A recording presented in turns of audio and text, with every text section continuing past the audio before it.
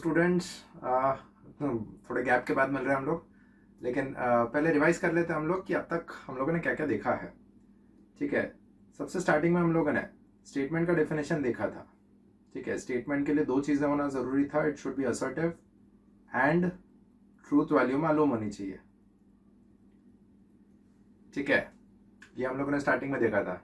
Then statements symbolic form में जब represent करने होते हैं तो हम लोग स्मॉल लेटर्स यूज करते हैं स्टेटमेंट्स के लिए। ठीक है, अब सिंबलिक फॉर्म आपको मालूम है, आप लोगों ने किया हुआ है वो। फिर कौन से टाइप के स्टेटमेंट्स, कौन से टाइप के सेंटेंसेस स्टेटमेंट्स नहीं होते हैं, हम लोगों ने वो भी देखा था। ठीक है, तो फॉर एग्जाम्पल इंट्रोगेटरी,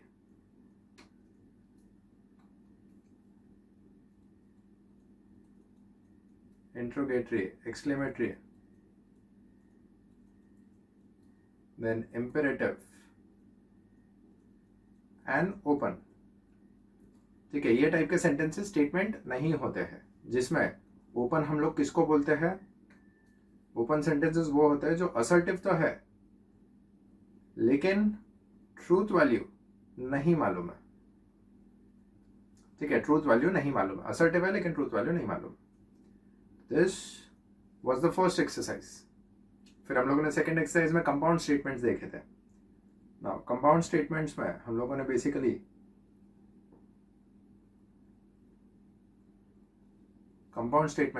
बेसिकली कनेक्टिव्स का यूज देखा था। ठीक है, कनेक्टिव्स का यूज, कनेक्टिव्स मतलब जो दो स्टेटमेंट्स ज्वाइन करते हैं। ठीक है, जो दो स्टेटमेंट्स ज्वाइन करते हैं, दोज आर कनेक्टिव्स। हम लोगों ने सेकेंड एक्सरसाइज में पहले दो कनेक्टिव स्टडी किए थे। पहला था कंजंक्शन विच वाज एंड। ठीक है, सिंबलिक फॉर्म वाज टोपी। देन हम लोगों ने उसका ट्रूथ टेबल देखा था। कंजंक्शन का truth table was T and T is T, T and F is F, F and T is F, और F and F is F. ये हम लोगों ने कंजंक्शन में देखा था। देन हम लोगों ने डिसजंक्शन देखा था। डिसजंक्शन मतलब जहां पे और यूज होता है। ठीक है, और that was the symbol was V. ठीक है, काइंड ऑफ वी। फाइन, और के लिए जो ट्रूथ टेबल देखा था, टी और T is T, then T और एफ इज टी, एफ और टी इज टी, एफ और एफ इज एफ। तो हम लोगों ने ये दो ट्रूथ टेबल्स देखे थे, conjunction, disjunction. This was second exercise. ठीक है, कंजंक्शन में basically it is false dominant, एक भी फॉल्स रहा तो इट इज फॉल्स। डिसजंक्शन में इट इज ट्रू डोमिनेंट, एक भी ट्रू रहा तो ट्रू। देन तीसरा कंपाउंड स्टेटमेंट जो हम लोगों ने देखा, दैट वाज नेगेशन। ठीक है, तीसरा देखा दैट वाज नेगेशन। नेगेशन मतलब जहां पे हम लोग नॉट यूज करते हैं, the symbol was this. Negation मतलब सिंपली हम लोग एक स्टेटमेंट को उल्टा कर रहे हैं। उल्टा कर रहे हैं मतलब डिनाई कर रहे हैं, मना कर रहे हैं कि ये स्टेटमेंट नहीं है। ठीक है, that is called as negation. Negation का जो ट्रूथ टेबल देखा था, सिंपल स्टेटमेंट था, क्योंकि नेगेशन एक सिंगल स्टेटमेंट पे यूज होता है, तो इसके लिए उसका ट्रूथ टेबल सिंपली इतना ही था कि अगर टी है मतलब स्टेटमेंट ट्रू है तो उसका नेगेशन हो जाएगा फॉल्स, और अगर स्टेटमेंट फॉल्स है तो नेगेशन हो जाएगा ट्रू। ठीक है, हम लोगों ने नेगेशन ये देखा था। अच्छा, नेगेशन से रिलेटेड मुझे एक क्वेरी जो आ रही है, हम लोग नेगेशन आगे भी स्टडी करने वाले हैं। अभी हम लोगों ने जो थर्ड एक्सरसाइज के लिए सीखा, this is negation of simple statements. This is negation of simple statements. ठीक है, कुछ कुछ चीजों के नेगेशन हम लोग और सीखने वाले हैं आगे। अभी तक हमने कंपाउंड स्टेटमेंट का नेगेशन नहीं सीखा है। ठीक है, कंपाउंड स्टेटमेंट का मतलब जहां दो स्टेटमेंट ज्वाइन हुए, ऐसे टाइप के स्टेटमेंट्स का नेगेशन अभी तक हम लोगों ने देखा नहीं है, वो 8th एक्सरसाइज का पार्ट है। देन फिर कुछ स्पेशल नेगेशन है, वो भी हम लोग 8th एक्सरसाइज में देखने वाले हैं, जैसे ऑल, सम। ठीक है, या ये सिंबल, ये सब आगे आने वाले हैं। अच्छा, ये टेक्स्ट बुक में आपके थोड़ा सा उन्होंने ऑर्डर आगे पीछे कर दिया है, मतलब कुछ सम उठा के उन्होंने पहले एक्सरसाइज में डाल दिया, जबकि उनका एक्सप्लेनेशन बाद में है। ठीक है, ऐसा हुआ है। तो अभी फिलहाल के लिए जो आपको चीज आनी चाहिए, दैट इज सिंपल स्टेटमेंट का नेगेशन। एक सिंपल स्टेटमेंट है, उसको नेगेट कैसे करना है, ये ऑल और सम वाले या ये सिंबल वाले या कनेक्टिव्स यूज करने वाले स्टेटमेंट्स अभी नहीं करने हैं, ठीक है, नॉट एक्सपेक्टेड राइट नाउ। जब 8th एक्सरसाइज हो जाएगी तो हम लोग वो भी कर सकेंगे। तो 3rd एक्सरसाइज में हम लोगों ने ये नेगेशन का देखा था, ठीक है। 2nd एक्सरसाइज में it was conjunction and disjunction. Fine, तो ये थी अब तक की कहानी। अब कहानी थोड़ा आगे बढ़ाता है। हम लोगों ने 3 कनेक्टिव्स देख लिए। अपनी बात हुई थी कि टोटल 5 कनेक्टिव्स है, जो और 2 कनेक्टिव्स है ना। The next connective is conditional या implication. The next connective is conditional or implication, which is basically if then. ठीक है, if then मतलब 2 स्टेटमेंट जोड़ना, if something then something, ऐसे 2 स्टेटमेंट जुड़ेंगे, ठीक है। तो if then ये कनेक्टिव के साथ जो भी स्टेटमेंट आप फॉर्म करोगे, that statement is called as conditional statement, ठीक है। कंपाउंड स्टेटमेंट का जो नाम है, जैसे कंजंक्शन डिसजंक्शन था, वैसे ये कंडीशनल है, या फिर उसका दूसरा नाम है इम्प्लीकेशन, ठीक है। फॉर एग्जाम्पल, अभी ये स्टेटमेंट है, P statement is you come late और Q statement is you will be punished, ठीक है। P statement you come late और क्यू स्टेटमेंट है यू विल बी पनिश्ड। तो अगर मैं इसको इस सिंबल में लिखता हूं, ये इम्प्लीकेशन का सिंबल है, एरो, सिंगल एरो, ठीक है। इम्प्लीकेशन का मतलब इफ देन का सिंबल है। रीड ऐसा करते हैं, it is read as P implies Q. उसका जो रीडिंग है, ठीक है, उसको बोलते हैं पी इंप्लाइज क्यू, ये इसका रीडिंग। या फिर इफ पी देन क्यू, दोनों भी चलता है, प्रॉब्लम नहीं है, but most of the times आप यही सुनोगे कि उसको पी इंप्लाइज क्यू बोला जाता है, because it is implication, it is implication. तो पी इंप्लाइज क्यू अगर लिखना है स्टेटमेंट फॉर्म में, मतलब सिंबलिक फॉर्म तो ये हो जाएगा P implies Q. Statement form में अगर लिखना है तो that becomes if P then Q. उसका स्टेटमेंट फॉर्म ऐसा आएगा, इफ पी देन क्यू। तो यहां पे क्या बन जाता है, if you come late, if you come late then you will be punished।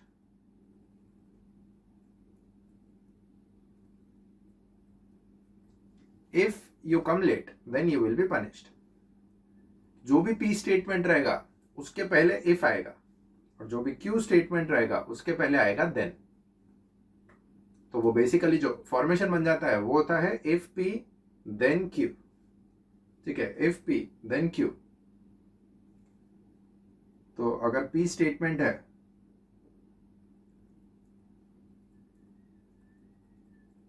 You complete your homework, और Q स्टेटमेंट है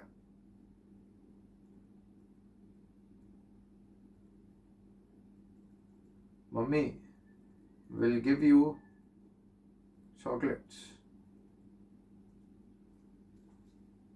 ठीक है। तो अगर मैंने उसको P इंप्लाइज Q के फॉर्म में लिखा तो P इंप्लाइज Q क्या आएगा, if you complete your homework then mummy will give you chocolates. That is if P statement then Q statement, ठीक है। ये जो P स्टेटमेंट है इसकी जगह आएगा ये, और Q स्टेटमेंट की जगह आएगा ये। तो वो पूरा स्टेटमेंट बन जाएगा, if you complete your homework then mummy will give you chocolates, ठीक है। ये हुआ statement formation. Now the important part, truth table.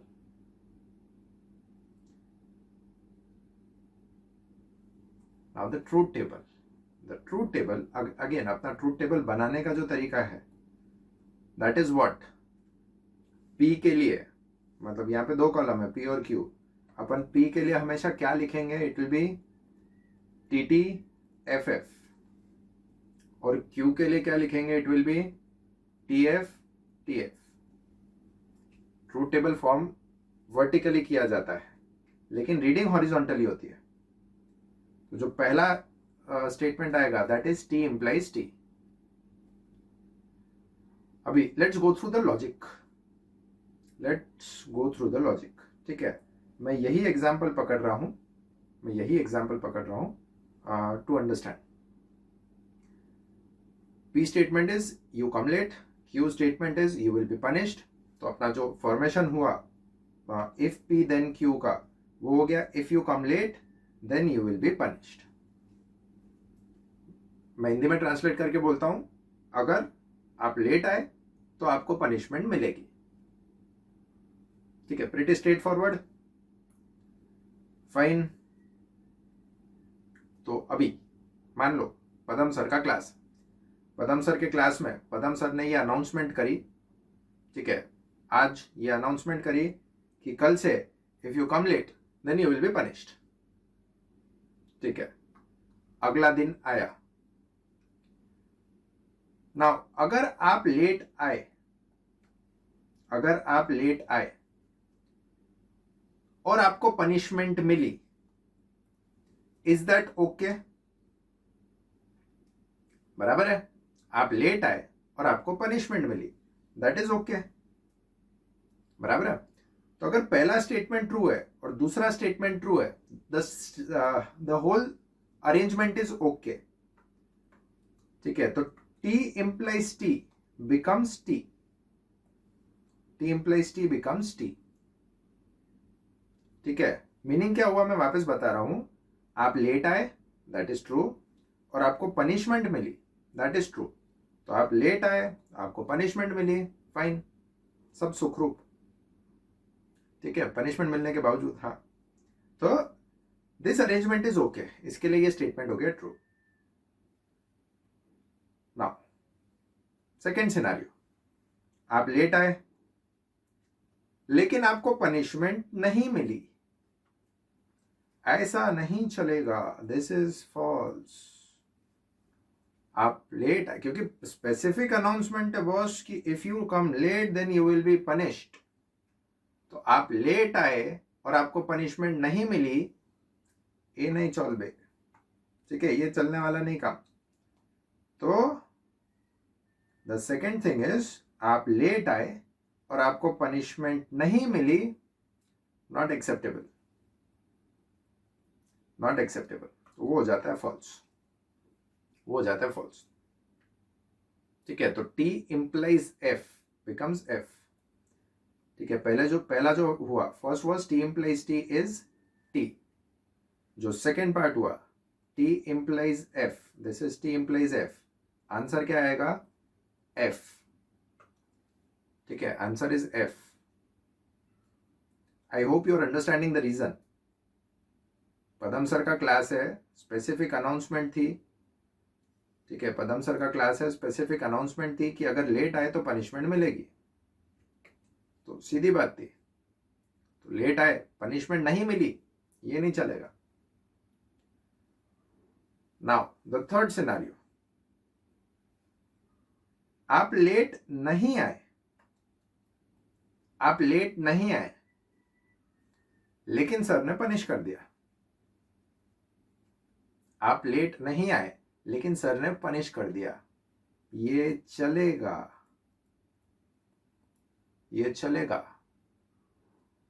Padma sir की क्लास है, इसके लिए मनमानी चलेगी ऐसा नहीं है, लॉजिकली चलेगा।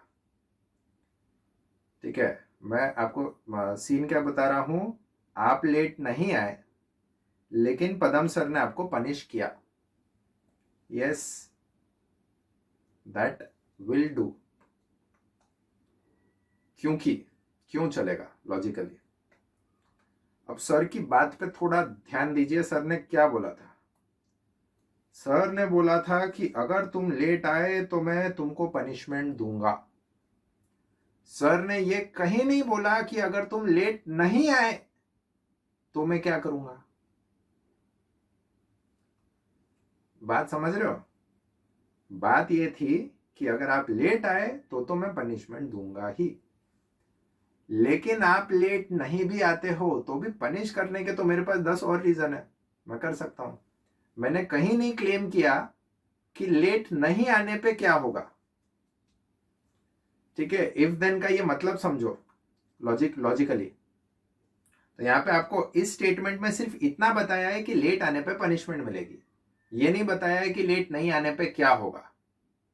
ठीक है, तो दैट इज वाई लेट नहीं आने पे भी पनिश करने का उनके पास फुल ऑन राइट है, क्योंकि उन्होंने कहीं नहीं बोला कि लेट नहीं आए तो पनिशमेंट नहीं मिलेगी। ठीक है, एंड दैट इज वाई आप लेट नहीं आए फिर भी पनिशमेंट मिली, हो सकता है, हो सकता है। ठीक है, पदम सर के साथ एवरीथिंग इज पॉसिबल। ठीक है, चौथा सिनारियो, आप लेट नहीं आए और आपको पनिशमेंट नहीं मिली, चलता, that is okay, that is the normal scenario. तो आप लेट नहीं आए एंड पनिशमेंट नहीं मिली, फॉल्स मतलब नहीं।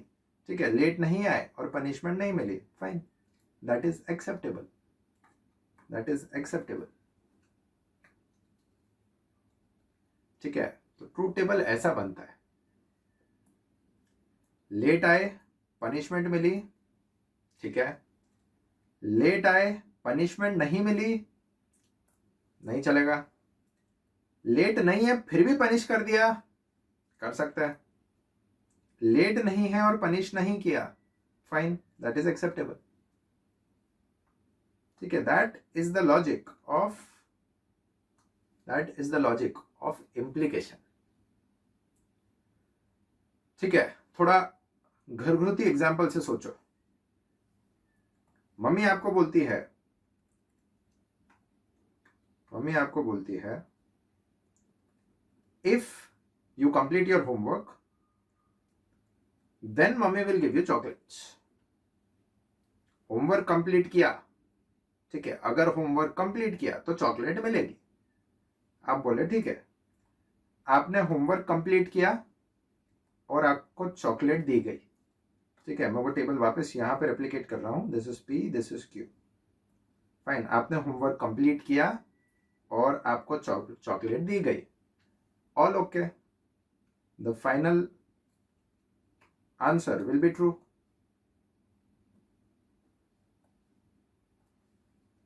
ठीक है, आपने होमवर्क कंप्लीट किया लेकिन मम्मी ने चॉकलेट नहीं दी, वो तो दंगा मचा दोगे आप, नहीं चलेगा। आपने होमवर्क कंप्लीट किया और चॉकलेट नहीं दी, ये नहीं चलेगा, क्योंकि मम्मी के स्पेसिफिक शब्द थे कि होमवर्क कंप्लीट किया तो चॉकलेट मिलेगी। ठीक है, फाइन, आपने होमवर्क नहीं कंप्लीट किया लेकिन मम्मी ने चॉकलेट दे दी, ये कैसा एक्सेप्टेबल है बराबर, this is acceptable. Homework complete नहीं किया लेकिन फिर भी मम्मी ने चॉकलेट दे दी, माँ क्या करेंगे।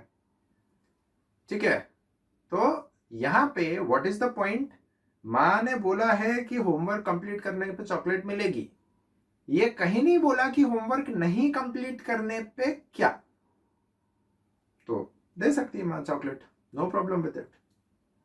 ठीक है, होमवर्क नहीं कंप्लीट करने पे भी, आपने होमवर्क कंप्लीट नहीं किया एंड चॉकलेट नहीं मिली, that is all okay, that is okay.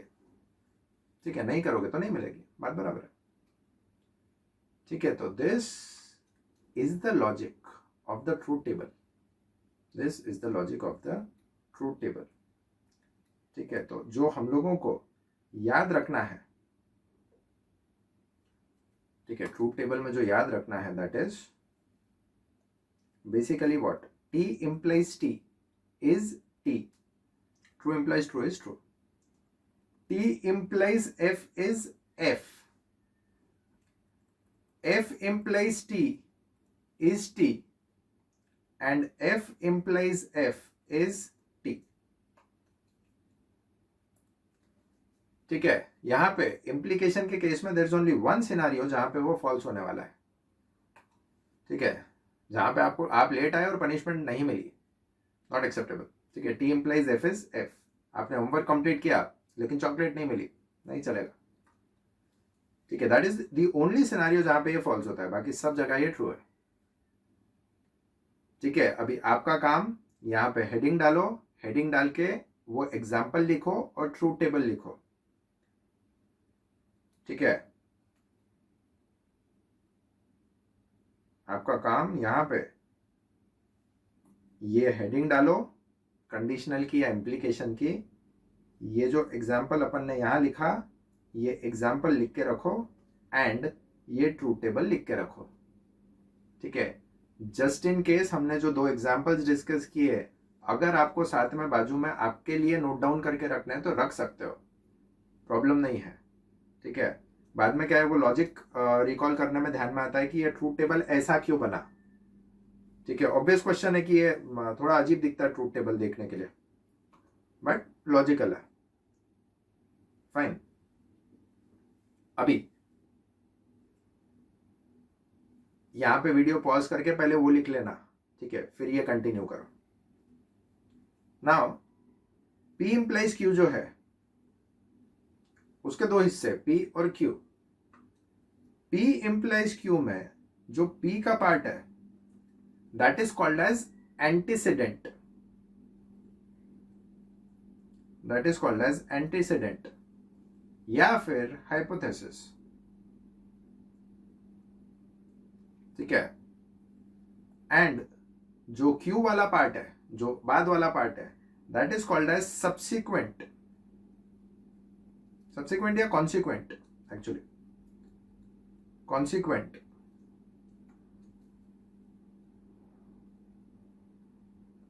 या फिर कंक्लूजन। ठीक है, मतलब जोड़ी ऐसी यूज होती है, either it is called as antecedent and consequent P और Q, या तो it is called as hypothesis and conclusion. ठीक है, ये रिका में एक्स्ट्रा ज्ञान है, एक्स्ट्रा ज्ञान मतलब ठीक है आपके बुक में भी है, but this is important for MCQ types. Practical solving में इसका कभी शायद ही काम पड़े आपको, लेकिन एमसीक्यू टाइप के क्वेश्चन के लिए ये इंफॉर्मेशन काम आ सकती है। तो अपने नोट्स पे या अपनी बुक में ये लिख के रखो कि P इंप्लाइज Q में P और Q को ये बोला जाता है। ठीक है, फाइन। आई होप आपने ये एग्जाम्पल और ट्रूथ टेबल लिख लिया है and then you are continuing with this. अभी ये सब का मतलब P इंप्लाइज Q ही होता है, ये सब का मतलब P इंप्लाइज Q होता है। ठीक है, P इंप्लाइज Q का बेसिक मीनिंग क्या है, मतलब हम लोग इसको बोलते हैं P इंप्लाइज Q। ठीक है, बेसिक मीनिंग जो हम लोग लेते हैं that is if P then Q, कि अगर P है तो Q है। ठीक है, ऐसे और भी फॉर्म्स है इसके P इंप्लाइज Q के, ये इफ P देन Q और P इंप्लाइज Q ये तो दोनों बेसिक हमने देख लिए। इसके अलावा Q when P, P only if Q, P is sufficient for Q, Q is necessary for P, ये जो P is sufficient for Q है इसी को बदल के लिख रहा हूं मैं, sufficient condition for Q is P।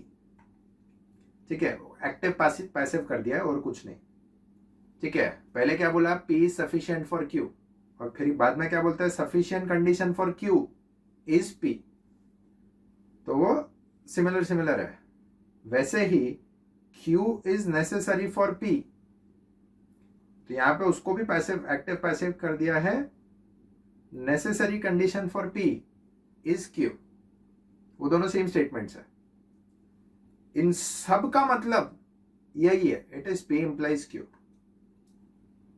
it is P implies Q and then Q follows from P। अब बाकी सब चीजें, मतलब बाकी सब चीजें आपको रेयरली कभी देखने को मिलेगी, मोस्टली ये फॉर्म आपको देखने को मिलेगा काफी सारा, मतलब द फर्स्ट वन। ठीक है, रेयर है बट Q1P हो सकता है, एंड ये जो नेसेसरी और सफिशिएंट है, इनमें से कहीं कोने काने में एक आध क्वेश्चन मिल सकता है, बट मोस्ट ऑफ दी जगहों पे आप यही देखोगे, it is if P then Q। ठीक है, बट ऑब्वियस है यहाँ पे कि आपका MCQ पैटर्न होने के कारण ये सब चीजें हमारे लिए इंपॉर्टेंट हो जाती है, क्योंकि इस पे अलग से क्वेश्चन बना के पूछा जा सकता है कि ऑल्टरनेटिव प्रेजेंटेशन या alternative return statement for P implies Q is what. तो मालूम होना चाहिए, अब ये पूरी लिस्ट मालूम होनी चाहिए। ठीक है, तो ये हुआ इम्प्लीकेशन, ये हुआ इम्प्लीकेशन। नेक्स्ट जो आखिरी कनेक्टिव है, that is by conditional. Bye conditional is double implication, which is basically if and only if, जिसको कभी कभार ऐसा भी लिखते हैं IFF इफ, मतलब उसका यही रहता है इफ एंड ओनली इफ। तो यहां पे दो स्टेटमेंट्स को इफ एंड ओनली इफ के साथ ही लिखा जाता है। ठीक है, ये इसका यूज आप बहुत कम देखोगे। तो जैसे for example P statement, you buy a table, Q statement, you buy a chair। ठीक है, तो यहां पे if I say P double implies Q, either by conditional उसका नाम या फिर डबल इम्प्लीकेशन। ठीक है, ये दोनों नाम है। सिंबल क्या है उसका? Double sided arrow. इसके पहले जो हम लोगों ने देखा इम्प्लीकेशन, उसका symbol was single sided arrow. ठीक है, सिंगल डायरेक्शनल का एरो, ये डबल डायरेक्शनल है। फाइन, इसका रीडिंग कैसा है? इट इज P डबल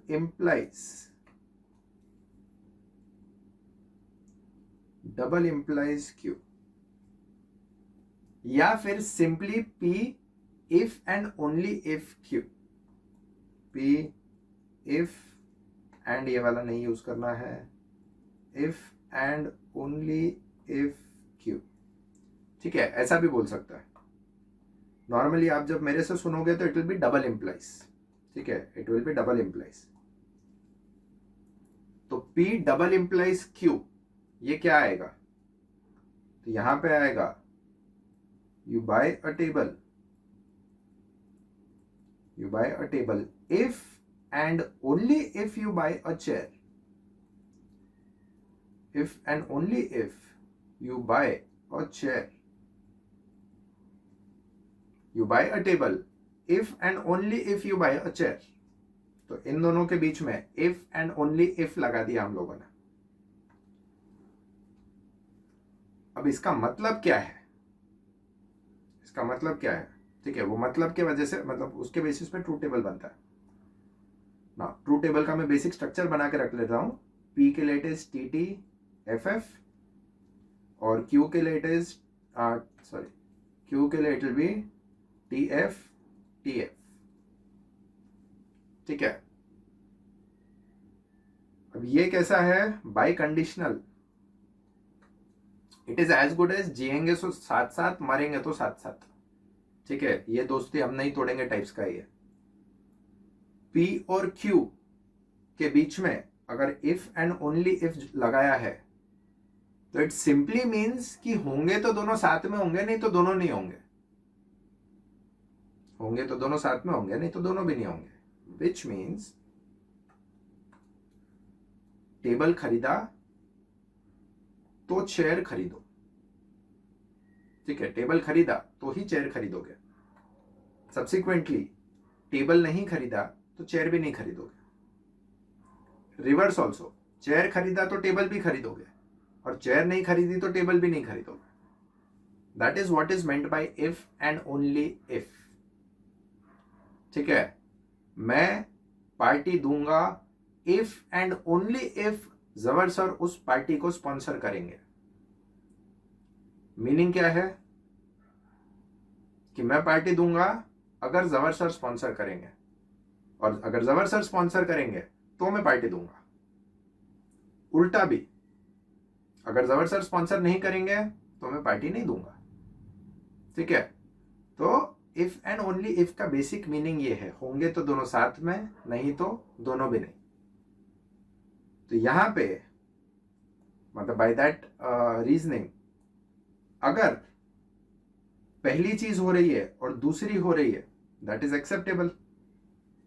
आपने टेबल खरीदा, साथ में चेयर खरीदा, that is acceptable, fine. Then आपने टेबल खरीदा और चेयर नहीं खरीदी, टेबल खरीदा और चेयर नहीं खरीदी, दैट इज नॉट एक्सेप्टेबल। वो नहीं चलेगा, क्योंकि बात वैसी नहीं थी। आपने टेबल नहीं खरीदा और चेयर खरीद ली, नॉट एक्सेप्टेबल। एंड आपने टेबल भी नहीं खरीदा और चेयर भी नहीं खरीदी, फाइन, दैट इज ओके, क्योंकि बात वैसी थी, जिएंगे तो साथ साथ, मरेंगे तो साथ साथ, लेंगे तो दोनों लेंगे, नहीं तो दोनों भी नहीं लेंगे। तो आपने अगर दोनों लिए तो भी चलेगा, आपने दोनों नहीं लिए तो भी चलेगा, नो प्रॉब्लम। ठीक है, ऐसा एक ये और एक वो वाला नहीं चलेगा काम। ठीक है, तो मेरा वो स्पॉन्सरशिप वाला एग्जाम्पल भी याद रख लोगे तो भी चलेगा, it will be very easy to remember. Fine, this is what is double implication, मतलब ये उसका रीजनिंग है इसके टेबल का। I hope you are clear with this. Double implication का मतलब है दोनों होंगे तो साथ में होंगे, या तो दोनों भी नहीं होंगे। तो दोनों हुए तो भी चलता है, दोनों नहीं हुए तो भी चलता है, एक होगा और एक नहीं होगा, दैट इज नॉट एक्सेप्टेबल। तो बेसिकली मतलब टू रिकॉल या टू मेमोराइज दिस, याद कैसा रखना है उसको, तो T double implies T is T, T double implies F becomes F, F double implies T becomes F, and f double implies f becomes t, it becomes t। दोनों साथ में नहीं हुए तो चलता है, ठीक है, it becomes t, फाइन। तो ये हुआ डबल इंप्लीकेशन।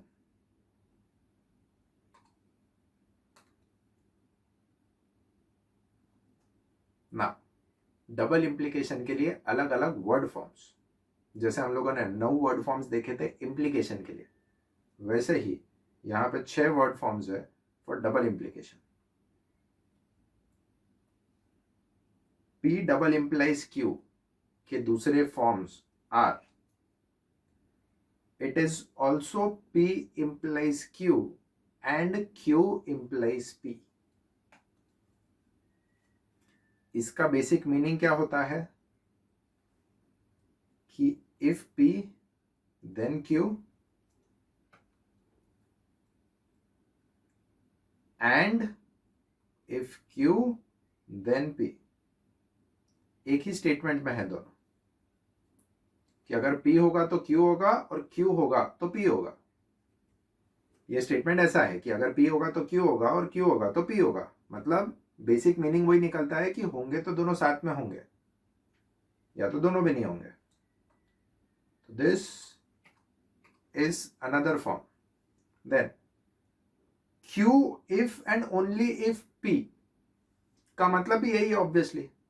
आपने उल्टा भी कर दिया तो भी बात तो वही हो जाएगी।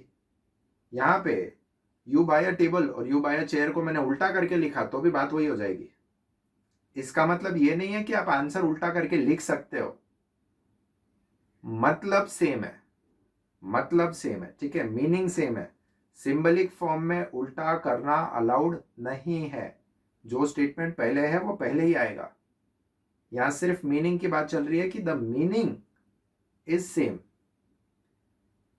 ठीक है। Then P is both necessary and sufficient for Q, and similarly Q is necessary and sufficient for P। यहां पे फर्क नोट करो, implication में P was sufficient for Q and Q was necessary for P। P was sufficient, Q was necessary। ठीक है, यहां के लिए क्या है, it is both necessary and sufficient. Double implication के लिए it is necessary and sufficient. Then इसी को इस फॉर्म में लिख दिया, एक ही चीज है, P implies Q and Q implies P।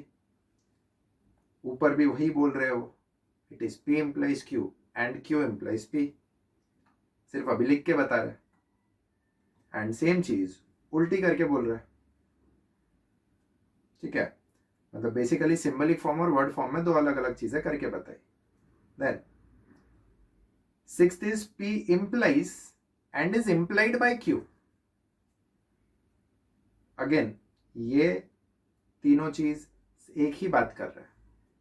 P implies and is implied by Q, मतलब P implies Q and it is implied by Q, मतलब Q implies P। ठीक है, मीनिंग सेम ही है, मीनिंग सेम ही है। तो मोस्ट ऑफ द प्लेसेस पे you will just see if and only if, and ये वाला यूज नहीं करना है, गंदी आदत निकालनी पड़ती है। इफ एंड ओनली इफ, ठीक है, इफ एंड ओनली इफ, ये मेजॉरिटी जगह आप देखोगे। इनमें से कुछ यूज होना थोड़ा कम चांस है, ठीक है, थोड़ा कम चांस है, लेकिन अगर टेक्स्ट बुक में है तो वो कभी भी आ सकता है, कभी भी आ सकता है। ठीक है, this is by conditional, this was conditional. इसका नाम कंडीशनल है, दूसरे वाले का नाम बाई कंडीशनल है। इसका नाम इंप्लीकेशन है, दूसरे वाले का नाम डबल इंप्लीकेशन है। ठीक है, तो अभी इनके ट्रूथ टेबल्स क्या थे? पहला मैं इंप्लीकेशन का याद कर रहा हूं कि इंप्लीकेशन का ट्रूथ टेबल क्या था। ठीक है, साथ में गाना गाओ। T implies T is T, T implies F is F, F implies T is T, and F implies F is T। Double implication, double implication के लिए क्या था? T double implies T is T, then T double implies F is F, F double implies T, F double implies T is F, and F double implies F is T। This was double implication। ठीक है, fine, ये हुआ आपका truth tables. Again आप लोग का काम video pause करके ये एग्जाम्पल और ये ट्रूथ टेबल ये हेडिंग के नीचे आपकी बुक में नोट डाउन करके रखो। ठीक है, आपकी बुक में ये लिखा हुआ होना चाहिए। ये सब कुछ हम इसके लिए कर रहे हैं ताकि एंड में आपकी बुक में कंसोलिडेटेड एक जगह रिवीजन के लिए सब कुछ आ जाए। ठीक है, क्या है, नोट्स का ऐसा है, आज है कल नहीं है, ऐसा है। फाइन, तो हमारे पांचों कनेक्टिव्स हो गए हैं, पांचों कनेक्टिव्स हम लोगों ने देख लिए हैं। सबके ट्रूथ टेबल्स हो चुके हैं, सबके अलग अलग फॉर्म्स हो चुके हैं। देखना, ट्रूथ टेबल्स के पूरे लॉजिक अपने डिस्कस हो चुके हैं। चाहिए तो एक और बार वो ट्रूथ टेबल्स के लॉजिक समझ लो। अगर लॉजिकली दिमाग में घुस गया ट्रूथ टेबल की क्यों ऐसा है, तो it is very easy to derive. वहां बैठे बैठे एग्जाम में बैठे बैठे डिराइव कर सकते हो कि ये इसका ट्रू आएगा या फॉल्स आएगा। रीजन मालूम है तो सिर्फ रट्टा मारोगे तो इट इज वेरी डिफिकल्ट। फिर तो क्या है, ट्रू था फॉल्स था, ट्रू था फॉल्स था, फिर वो याद करने वाला खेल हो जाएगा ना। एक्सरसाइज से पहले कुछ एग्जांपल्स देख लेते हैं। The question is to express the statements in symbolic form, to express the statements in symbolic form ना। मैं सिर्फ सिंबलिक फॉर्म बता रहा हूं, मैं इसको पूरा एग्जैक्टली सॉल्व नहीं कर रहा हूं।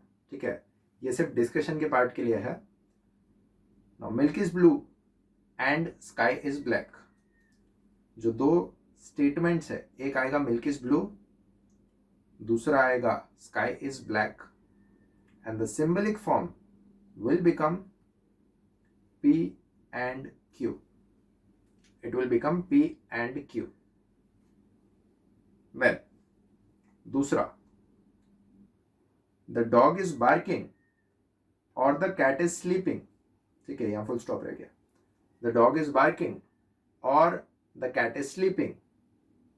The symbolic form will be P or Q. P or Q. That will be the symbolic form. Then, Maharashtra is not the capital of India. Symbolic form में आप हमेशा बेसिक स्टेटमेंट को positive बनाओगे. Your basic statement will be, जब P statement बनेगा that will be what, Maharashtra is the capital of India, और उसका symbolic form जो आएगा दैट विल बी व्हाट, तो it will be negation P. Negation P, P statement आएगा Maharashtra is the capital of India, और symbolic form will be negation P. Then, if there is scarcity, then the prices will go up. If there is scarcity, then the prices will go up. ये किस type का है? P statement आएगा ये. It is मतलब जो connective use हुआ है that is if then. The connective is if then. P और Q स्टेटमेंट क्या बनेंगे, तो P statement will be there is scarcity. Q statement क्या आएगा, the prices will go up. If और then they are connectives, statement का part नहीं बनेगा वो, तो स्टेटमेंट सिर्फ इतना आएगा, there is scarcity, P statement, the prices will go up, Q statement, and the symbolic form will be this. It will be P implies Q. P implies Q. Then next is the store is open if and only if the shutter is up. Again connective if and only if का use हुआ है. तो symbolic form कैसे आएगा, P statement will be the store is open. Q statement will be, sorry एक minute, यहाँ पे if and only if ये आएगा. Q statement जो बनेगा, the shutter is up. The shutter is up. तो जो symbolic form बनेगा वो आएगा P double implies Q. P double implies Q. P statement the store is open, Q statement the shutter is up, or symbolic form P double implies Q. Example 6. The cycle is punctured or the car is not washed. The cycle is punctured or the car is not washed. Connective कौन सा use हुआ है, और, and not. Not भी connective है, not भी connective है. दो स्टेटमेंट कैसे बनेंगे, P statement the cycle is puncture, P statement आएगा the cycle is puncture. Q statement आएगा the car is washed, the car is washed. Symbolic form कैसे बनेगा, P, ये होगा P और, ठीक है, दिस इज और. फिर आपको लेना पड़ेगा नेगेशन Q. नेगेशन Q, क्योंकि हम लोगों ने स्टेटमेंट इतना ही बनाया था, the car is washed. Not को हमने एज अ कनेक्टिव छोड़ दिया था. जब भी सिंबलिक फॉर्म बनाना है, बेसिक स्टेटमेंट्स पॉजिटिव रहने चाहिए. सिंबलिक फॉर्म बनाना है तब. तो यहाँ पे P स्टेटमेंट जो आएगा that is the cycle is puncture, Q statement आएगा द कार इज वॉश्ड, और आपका सिंबलिक फॉर्म जो आएगा दैट विल बी P और negation Q. Then next, the page is not white if and only if the teacher is stupid. The page is not white if and only if the teacher is stupid. Connectives क्या है? एक तो ये if and only if, double implication, and शुरू में not लगा है. तो आपका पहला स्टेटमेंट जो है स्टेटमेंट पी, वो क्या बनेगा? The page is white. Statement बनेगा द पेज इज वाइट. जो क्यू स्टेटमेंट है वो क्या बनेगा? The teacher is stupid. The teacher is stupid. हाँ, जो नाम लेने मन में ले लो. ठीक है. The page is white, P statement. The teacher is stupid, Q statement. इसका जो सिंबलिक फॉर्म बनेगा that is negation P double implies Q. Negation P double implies Q. Negation P क्योंकि the page is not white है, तो negation P double implies Q. Then example 8, it is not true that the man is standing and the cat is running. ये type पे मेरे को बहुत queries आई है. ठीक है, मुझे भरपूर क्वेरीज आई है कि जब स्टार्टिंग में it is not true that लगता है तो exactly what is not true. तो नाउ अंडरस्टैंड दिस. मैं एक तो इसको स्टार मार्क करवा के रख रहा हूं, एंड हम लोग वही इंटरप्रिटेशन लेंगे जो नॉर्मली आपका टेक्स्ट बुक लेता है. हमारा इंटरप्रिटेशन एग्जैक्टली वही रखेंगे जो नॉर्मली आपके टेक्स्ट बुक का इंटरप्रिटेशन है, विच इज ये जो है it is not true that. इसको हम लोग नेगेशन में डालेंगे.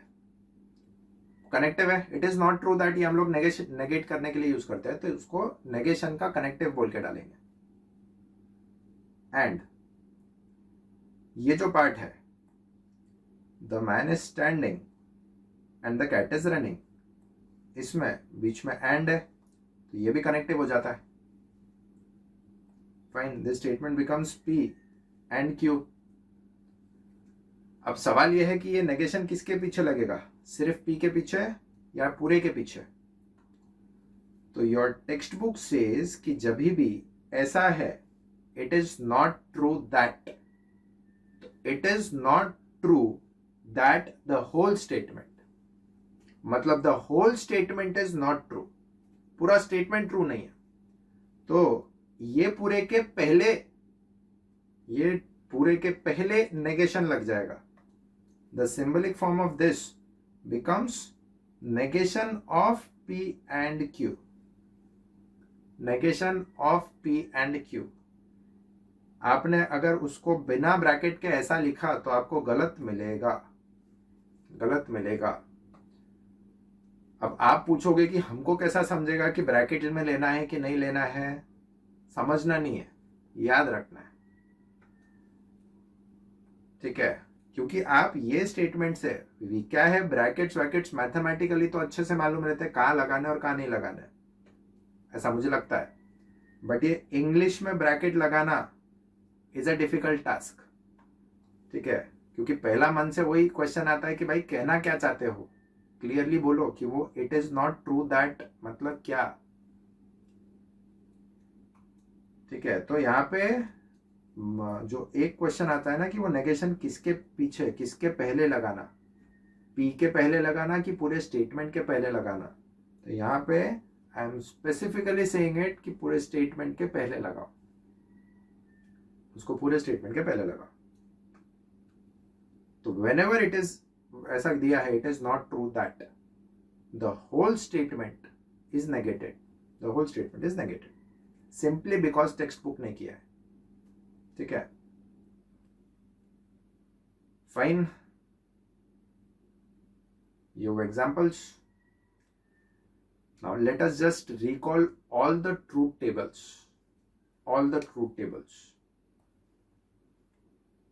ठीक है, पहले एंड के लिए इट इज TTFF TFTF, फिर और के लिए it is TTFF and TFTF, then not के लिए it is just T and F, क्योंकि दो स्टेटमेंट्स नहीं है, एक ही स्टेटमेंट होता है. देन इफ देन के लिए TTFF TFTF, और इफ एंड ओनली इफ के लिए if and only if, which is also called as IFF, if. इसके लिए भी it is TTFF and TFTF. Fine, पहले एंड के लिए देखते हैं. एंड के लिए क्या आएगा? T and T, true and true is true. T and F, F. F and T, F. F and F, F. Then और के लिए T and T, T. T or T, that is T. T or F, T. F or T, T. F or F, F. Not के लिए T के लिए F, F के लिए T. Simply उल्टा. Then if then के लिए ये जो है T implies T is T. Then T implies F is F. F implies T is T. And F implies F is T. Double implication के लिए, मतलब if and only if के लिए, T double implies T is T. T double implies F, F. F double implies T, F. और F double implies F is T. ये आपका पूरा truth table है. ये ट्रूथ टेबल अच्छे से याद करो, बाय हार्ट होने चाहिए. लॉजिकली याद रखोगे तो ज्यादा टाइम तक याद रहेगा and it will be helpful for you to derive the answer. भूल भी गए तो भी वहां आंसर निकालना, मतलब ये इसका लॉजिक याद करके ये टेबल क्रिएट करना इज वेरी इजी. रट्टा मारोगे तो किसी तो भी दिन जाके फंसोगे. ठीक है, और ये सिंपल चीज है, मतलब इजी टू स्कोर है, तो इसमें गड़बड़ मत करो. फाइन, देन यहाँ तक का तो अभी पार्ट हो गया अपना. इसके आगे का part we will continue tomorrow. Thank you.